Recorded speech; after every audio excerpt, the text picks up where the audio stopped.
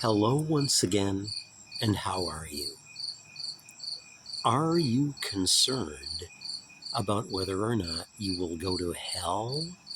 Question mark. You should be. Now, I'll be quick to add, if you ask that question to me, my answer would be yes. Here's why. There's a lot of places in the Bible, quite a few places, where God and Jesus, especially, are talking about those of us who think we're righteous, think we're going to heaven, but really aren't. This whole depart from me, I never knew you stuff. Okay, very frightening. Now, every time I open my Bible, for some reason I don't understand, I usually end up in one of two places, Isaiah or Jeremiah, maybe because it's pretty much in the middle of the whole Bible. But what do you see God saying in those books? You see him saying, serve me, the Most High God, and do not bow to other gods. Let me give you an example. You've heard the story of Shadrach, Meshach, and Abed-Nego, those three cats that were thrown into a fiery furnace. Now, there was a fourth person there.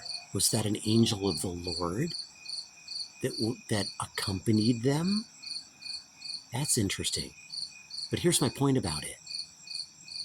King Nebuchadnezzar, all of a sudden, when he found out he didn't harm him any, said something about the Most High God. That's my point. It's like, wait a minute, King Nebuchadnezzar. Now there's a Most High God? Wait a minute. Didn't you know there was one all along? See, there's people serving Baal, who was some kind of god that people wanted to serve, and so much more. But the point is, all I see throughout my Old Testament books is God getting mad at people who are going their own way. One of two things, that's one. And the other saying, you've seen the light. You realize that I am your God. It's like you have either decided to serve me or you have rejected me. I mean, and he's basically saying, come on back. You know I'm the answer. You know that I, the Lord thy God, are the way you want to go. And you know you don't want to go any other way. That's what I'm getting. Every day to me is a Sunday. I am hooked on the Bible. I have got to read my Bible. I get a visit with God, even though he's talking about smiting the earth, whatever, even if it sounds really scary, I am on good terms with him because I feel comforted while I'm reading it. Like, oh, you're drawing nigh to me again, son. You're reading my word. Yeah, that's how it actually works.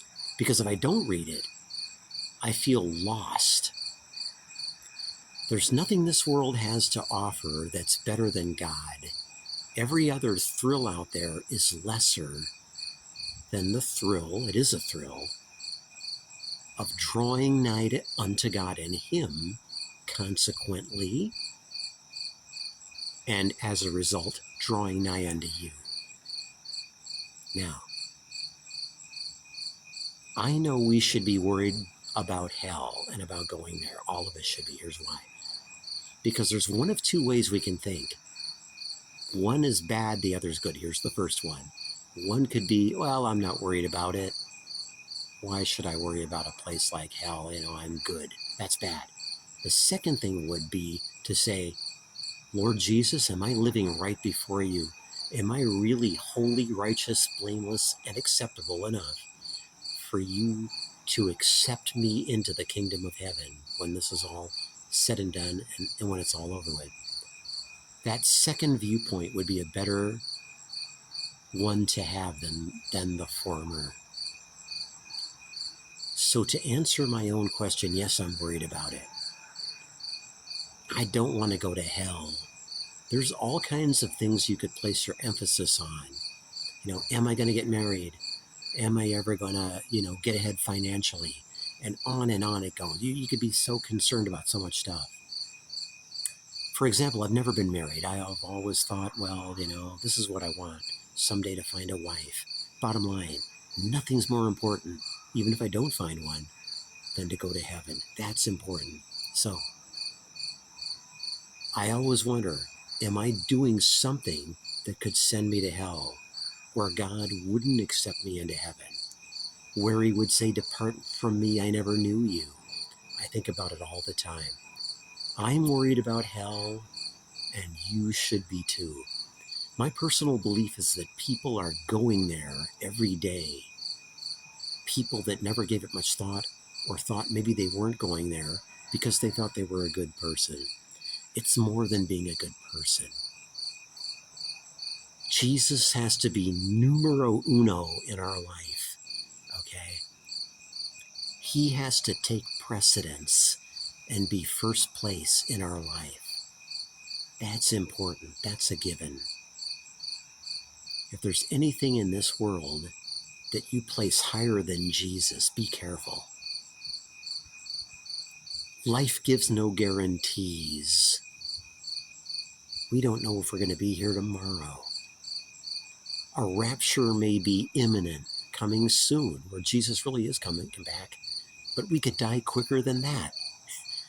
We have got to be focused on God all 7 days of the week and keeping ourselves in check to make sure that we're not doing anything at all displeasing to him. Jesus is a precious God, a wonderful God. He and his Father are not willing that any should perish. So my suggestion in closing is that you do worry about whether you're going to hell. Better to worry about it than to not worry about it. Don't you think? And if you're okay in the end, fine. Because he says, and you'll get to heaven fine. Because he says, not everybody will make it there. Don't you want to be one of the people that do get to go? Yes, in summary and in closing this recording, I think that we all should be worried about hell and concerned about whether we're really going to heaven. Jesus wants a spotless bride, not one that can be swept away by the things, the enticing things of this world, but one whom is set apart, holy, blameless, and acceptable before the great I am. That's what I want to be. So think about it, people. Are you really living right? Am I really living right from day to day? I hope so. My thoughts are constantly upon him.